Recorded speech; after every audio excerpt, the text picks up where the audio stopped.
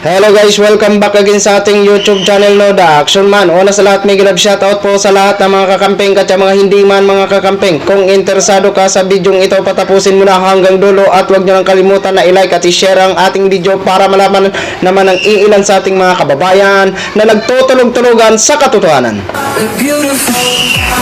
So muli naman nagbabalik ang nag-iisa nyong host na si The Action Man para magbigay ng komentaryo at reaction sa mga mainit ng issue ng bayan. So ito ho mga ka-action, no, may gusto lang ho ako i-share sa inyo mga kakamping. Ito po, kumpirmado at nagpaliwanag na ang Office of the Vice President kung saan at kung kailan nag-viral itong picture ni Vice President Sara Duterte na nakahod at nakapisma sa pag-alis niya nga papuntang Germany. Ito po, kinonfirm po na nasa Germany nga po ito si Vice President. Yun ang paliwanag ng OVP. At sabi ng taga-OVP o dipinsa ng taga-OVP ay may sapat daw na authority o approval ang pag-alis ni Vice President at noong July 9 pa daw ito napirmahan. Nataon lang daw po na nagkaroon ng bagyo. Okay, so wala po tayong ano doon. Ang ano po daw nila is personal trip. Okay, personal trip ha, pero kasama ang buong pamilya. 'Di ba? Kung personal trip. Okay. Ito po mga ka-action. Ang tanong lang po natin sa mga taga-OVP, bakit ngayon lang kayo naglabas ng pahayag na yan? Kung kailan nag-viral ang nasabing picture ni Vice President?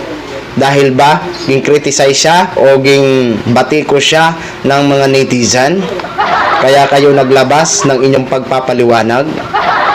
At dito din po kay Vice President, biruin nyo po ha, maraming ambos interview before pa man ang SONA, hindi malang ba siya makapagsabi na ito, nakaano po ako, nakatakda po akong aalis, ito ganito. Bilang pangalawang ina ng Pilipinas, natural lang po yun na magpapaalam siya sa atin mga ka-action, di ba?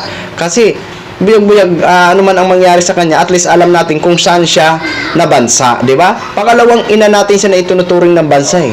Kailangan niyang magpaalam sa atin ng mga ordinaryong Pilipino sa kanyang sinasakupan. Pero bakit hindi nagpaalam si Vice?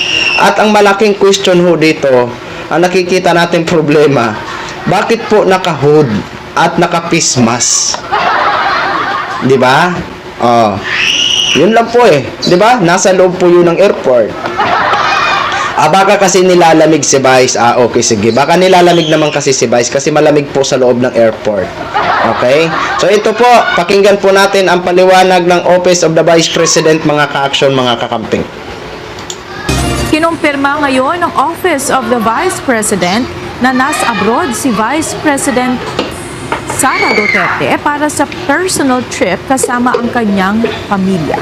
Inilabas ng OVP ang pahayag kasunod ng kumalat na larawan ni VP Sara sa social media kung saan nakita ito na nasa airport at sinasabing umalis noong Miyerkules sa kasagsagan ng bagyo.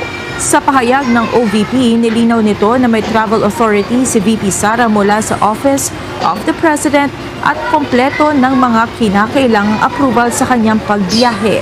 Ayon sa OVP, inaprubahan ng travel authority ni VP Duterte noong July 9 at nagkataon lamang na nasabay sa bagyo ang kanyang pagbiyahe. Gayunman, tiniyak nito na nakahanda pa rin ang disaster response operation ng tanggapan ng ikalawang Pangulo para tumulong sa mga kababayan natin na biktima ng kalamidad.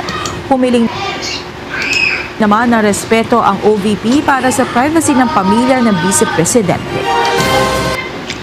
Di ba? Humingi naman ang OVP ng respeto para sa privacy ng Vice Presidente. Ay wow. Ibig sabihin kami palang mag-adjust, tayo palang mag-adjust. Pero sa atin, respeto ba tayo ni Vice?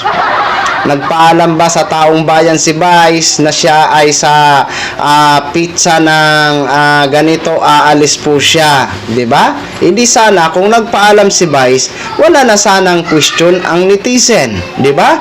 Wala na sana question ang mga Pilipino, 'di ba? Kung nag-announce na siya ng maaga, biruin mo, July 9 pa pala na pirmahan ang nasabing ano na 'yan. travel authority ni Vice, di ba? Hindi naman masama yan. Okay, kung personal trip yan, walang problema. Pero magpaalam po kayo kasi kayo po ang pangalawang ina ng Pilipinas. Tama, mali. Di ba? Oh, yun lang po yun eh. Di ba? Kung gusto nyong respeto sa privacy, hindi nga ho tayo ni respeto na kanyang sinasakupan basta lang tayo inalisan na hindi natin alam ang dahilan. Saka pa natin malalaman kung saan pa yung nag-viral yung picture niya. 'Di ba? Mali po yan, mali po yan. Dapat ang Vice Presidente, kagaya ng ginagawa ni Mr. President Bongbong Marcos, ina-announce kung kailan siya aalis papuntang ibang bansa at kailan siya uuwi ng bansa. 'Di ba? Dapat ganun din po ang Vice President na hindi wag na siya mangging na parang wala siyang pakialam. Oh, baka ibig sabihin kasi ni Vice, ano ba pakialam nyo? Vice President ako. Magpaalaman ako hindi sa inyo, wala kayong pakialam. 'Di ba?